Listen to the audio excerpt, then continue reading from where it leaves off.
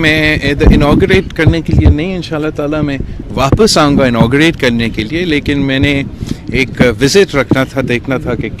کیسے چل رہا ہے یہاں کا کام. اور ماشاءاللہ ہمارا جو ٹراما سینٹر ہے چاندکا ہاسپٹل کا، اب یہ انہوں نے کافی جو ہے ماڈرن سٹینڈرڈز کے مطابق اور انٹرنیشنل سٹینڈرڈز کے مطابق میرے خیال میں بنائے ہیں. بہت ہی اچھا لگ رہے ہیں. جب ہم آئے تھے دیکھنے تو 2018 میں پتہ چلا کہ حالت ہمارا چاندکا ہاسپٹل کا کافی خراب ہو چکا تھا، اور وہ اس لیے زیادہ تر کہ یہی ہاسپٹل ہے جس پہ نہ صرف لاڑکانہ کے لوگ آتے ہیں، کمبر شداد کوٹ کے لوگ آتے ہیں، مگر بلوچستان سے بھی لوگ آتے ہیں، جیکوباد سے بھی لوگ آتے ہیں، جنوبی پنجاب کے کچھ اضلاع سے بھی لوگ ادھر پہنچتے تھے. تو وہ بوجھ اٹھاتے ہمارا جو سٹینڈرڈز تھے وہ اس کو تھوڑا سا نقصان ہوا تھا. لیکن میں حکومت سندھ کا، ہیلتھ ڈپارٹمنٹ کا، سی ایم سندھ کا، سب لڑکانے والے جو ہیں ہم بہت شکر گزار ہیں کہ انہوں نے نہ صرف ہمارا جو ٹراما سینٹر ہے، جو پورا ایمرجنسی فیسلٹی سروسز ہے، ان کو اپ گریڈ کیا، انٹرنیشنل سٹینڈرڈز کے مطابق لے کر آیا. کراچی میں جو ٹراما سینٹر ہے انشاءاللہ تعالیٰ اس کے ساتھ لنک ہوگا، اور پھر کراچی کے ٹراما سینٹر کے سٹینڈرڈز کے مطابق یہ ہمارا ایمرجنسی فیسلٹی بھی چلے گا، اور ساتھ ساتھ جو ہمارا ایمرجنسی سروسز ہے، جو ہمارے ایمبولینسز ہے، وہ سلسلہ بھی شروع ہوگا، اور ریسکیو 112 کا سروس ہمارے اپنے لڑکانوں میں بھی شروع ہوگا. اس کا یہ بھی سہولت ہمارے لوگوں کے لیے ہے، اور ہم حکومت سندھ کے بہت شکر گزار ہیں کہ یہ کام چلتا آ رہا ہے. اور ہم انشاءاللہ تعالیٰ سی ایم سندھ کے ساتھ اور باقی لوگوں کے ساتھ جب یہ لانچ ہوگا اگلا 1-2 ہفتے میں، تو ہم آ کے اس کو آفیشلی انوگریٹ بھی کریں گے. سر ریسکیو 1112 میں سر پنجاب میں فائر بریگیڈز بھی ہیں اور دیگر سہولیات بھی ہیں، اور لائف سیونگ کے حساب سے بھی جو ہے بہت کچھ ہے. ابھی تک یہاں پہ صرف ایمبولینسز آئی ہیں، تو کیا فائر بریگیڈز اور میرے خیال میں ایسے تو بالکل نہیں ہیں. ہمارے ہاں بھی نہ صرف ایمبولینسز مگر فائر سروسز بھی تھا. ہم جو چاہ رہے تھے کہ ہم اس کام کو سینٹرلائز کریں، ایسے نہ ہو کہ کہیں عیدی کا ہو، کہیں ایک تو چاندکا کا ہو، ایک تو دوسرا ہاسپٹل کا ہو، وہ اپنے چلائیں. اس سلسلے میں فیسلٹی تو موجود ہے، لیکن جب آرگنائز نہیں ہوتا ہے تو لوگوں کا جو فائدہ اس سے کم ملتا ہے. ہم نے کیا کیا کہ اس کو اب سینٹرلائز کیا ہے. ہمارا جو ایمبولینس کا فیسلٹی ہے، جو تعداد ہے ایمبولینس اس کو بھی بڑھایا، اور ریسکیو 112 کے مطابق اب وہ نظام شروع ہو رہا ہے. اور جبکہ یہ کراچی میں تو شروع ہو چکا تھا، حکومت سندھ نے یہ کام شروع کیا کراچی میں بھی، لیکن میں چاہ رہا تھا کہ کراچی کے ساتھ ساتھ سندھ کے جو بڑے شہر ہیں، حیدرآباد، سکھر، لاڑکانہ، ان میں بھی ہم یہ فیسلٹی اپنے عوام کو پہنچائیں. تو کراچی میں شروع ہوا، لاڑکانوں میں شروع ہوا، اور انشاءاللہ تعالی NICVD کے طرز پہ کے ماڈل پہ ہم یہ جو ٹراما سینٹرز ہے کراچی میں، اسی طریقے سے ہر پہلے ڈویژنل ہیڈ کوارٹر، پھر انشاءاللہ تعالیٰ ڈسٹرکٹ ہیڈ کوارٹرز میں ہم ان کو انٹرنیشنل سٹینڈرڈز کے مطابق، یا جو ہم نے کراچی کے سٹینڈرڈز کے مطابق اس کے مطابق وہ چلے. اور میں جانتا ہوں کہ وسائل تو کم ہیں، مشکلات بہت زیادہ ہیں، لیکن آہستہ آہستہ میں نے خود دیکھا ہے کس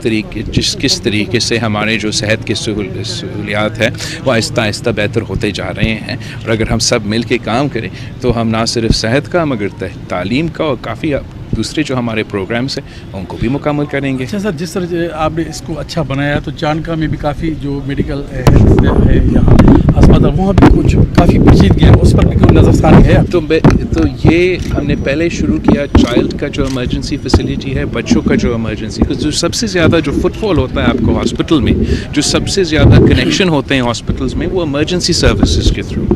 تو اس لیے کہ پورے سندھ بھر میں ہمارا جو شرائع اموات تھے، عورتوں کے، بچوں کے، وہ کافی پریشان کن تھے. اس کو ٹیکل کرنے کے لیے ہم نے ہر ڈسٹرکٹ میں چائلڈ لائف فاؤنڈیشن کے ساتھ مل کر پہلے اپنے جو بچوں کا ایمرجنسی سروسز ہے وہ انٹرنیشنل سٹینڈرڈز کے مطابق لے کر آئیں. اور آپ نے دیکھا ہوگا وہاں لڑکانہ میں بھی یہی سلسلہ شروع ہوا. جو دوسرا سٹیپ ہے وہ یہ ہے کہ جو ہمارا ٹراما سینٹرز ہے اور ایمرجنسی سروسز चांदका के ही एमरजेंसी सर्विस और ट्रॉमा सेंटर, उनको हम इंटरनेशनल स्टैंडर्ड्स के मुताबिक लेकर आए, उनको हम बेहतर करें, इसलिए वहाँ उस बहुत ज़्यादा फुटबॉल होता है। और जैसे मैंने समझाया, यहाँ का लड़काना का ये है कि ना सिर्फ लड़काने के लोग मगर पूरे इर्द गिर्द हमारे सूबे से भी जो आस पास के शहरों हैं और फिर जो दूसरे सूबे के भी ख़ास तौर पे बलूचिस्तान मगर थोड़ा सूबा जनूबी पंजाब से भी लोग आते हैं, ज़्यादा बोझ होते हैं। तो इसी तरीके से आप अगर हम पूरा का पूरा बेहतर करने के लिए कोशिश करें, हम उस जगह सिर्फ इस तरीके से पहुंच सकते हैं कि हम एक काम करते हैं फिर दूसरे काम करते हैं और इम्प्रूवमेंट नजर। अच्छा सर, इमरान खान का फीचर क्या? भूल के हम माजी का हिस्सा। तो वैसे ही जो मुशर्रफ के बाक़ियात हैं, जो इमरान खान साहब हैं, जो या जो भी उनके साथी हैं, अगर वो जमहूरियत के साथ नहीं देंगे, अगर वो जमहूरियत की तरक्की के साथ नहीं देंगे और उनका इलेक्शन का बयानिया ये होगा कि फ़ौज मेरा मदद करे, कि इदारे हमारे पाकिस्तान के इदारे, हर पाकिस्तानी के इदारे वो पीटीआई का टाइगर फोर्स बन के काम करे, अगर उनका बयानिया ये होगा कि आइन तुरवाए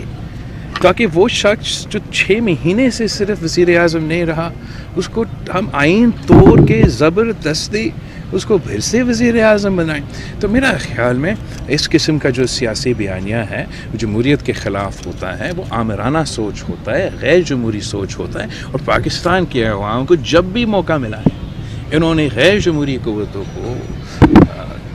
सिलेक्टेड क़ुव्वतों को शिकस्त दिलवाया है और जमहूरी क़ुव्वतों को मुंतखब करवाया है। अच्छा सर, आपने कहा था कि कल जो है वो अपने टाइम पे, क्या इलेक्शंस अपने टाइम पे होंगे या इमरान खान के जो दावे हैं उनके हिसाब से इलेक्शंस होंगे? देखो, इलेक्शंस तो आइन के मुताबिक और कानून के मुताबिक पार्लियामान का एक टर्म है और पार्लियामान टर्म पूरा करता है और फिर इलेक्शंस होते हैं। और पाकिस्तान की जमहूरी तहरीक में हमने ये कामयाबी हासिल किया है कि पहले हर 2 साल बाद, 3 साल बाद पार्लियामान गिर जाता था, टूट जाता था। अब हमने 2007 से लेके 2013 तक और 2013 से लेके 2018 तक अपना पार्लियामान का टर्म पूरा किया और ये तीसरा पार्लियामान है जो अपना टर्म मुकम्मल करने जा रहे हैं। और ये जो पॉलिटिकल साइंटिस्ट हैं पूरी दुनिया के, जो जमहूरियत को गौर से देखते हैं, वो कहते हैं कि जमहूरियत की फतह होता है जब ये तीसरा साइकिल मुकम्मल हो जाता है, कि अगर आप वो तीसरा साइकिल मुकम्मल करते हैं तो हमेशा के लिए वो आमरीत का दरवाज़ा बंद हो जाता है। तो यही वजह है कि खान साहब नहीं चाहता, वो तो चाहता है कि अपने लिए वो आमरीत का दरवाज़ा खुले और वो बैक डोर से एक बार फिर वज़ीर आज़म बन सके। वैसे एक और साजिश इसमें है, खान साहब का ज़िद पहले ये था कि जब तक उनके सहूलतकार इस्टेब्लिशमेंट में मौजूद हैं, उनके दौरान, उनका अपने कुर्सी पे बैठने के दौरान फौरी इलेक्शंस हो ताकि कोई गलत फ़ायदा उसको मिले। एक इदारा से, इस्टेब्लिशमेंट से तो उनके सहूलतकार हट के, शायद दूसरे इदारे में उनके सहूलतकार अभी तक बैठे हैं। अगर इलेक्शंस टाइम पे होंगे तो फिर इमरान का सहूलतकार किसी भी इदारा में नहीं रहेगा और उसका इस बात की बहुत परेशानी हो रही है जिसकी वजह से वो झूठ की सियासत, नफ़रत की सियासत, तकसीम की सियासत, गिराव जलाओ की सियासत, झूठे इल्ज़ामात की सियासत, हर किस्म का हथकंडा इस्तेमाल करने की कोशिश कर रही है कि वो पार्लियामान का टर्म जमहूरियत का तरक्की को रोके और अपना अना पे, अपना ज़िद पे वो उस वक्त जब 1/3 हमारा मुल्क आज तक सैलाब के असरात से गुज़र रहे हैं, जब महंगाई अरूज पे है, बेरोज़गारी चल रहा है, अवाम मुआशी मुश्किलात में है, वो चाहता है कि इसका ज़िद पूरा हो, अवाम के मसाइल हल ना हो। आप सबका बहुत शुक्रिया।